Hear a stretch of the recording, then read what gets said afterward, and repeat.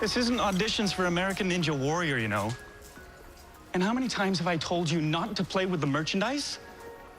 Oh, I know that look. It's the look of someone who thinks they could have gotten a better job. Well, let me tell you something, Freckles. You're lucky I even hired someone who had been reported dead twice, especially in this economy. What?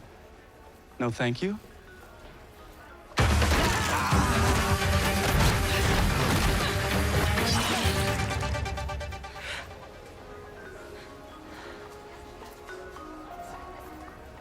Thank you. That's better. Now get over to Health and Beauty. Somebody just spilled a whole mess of conditioner.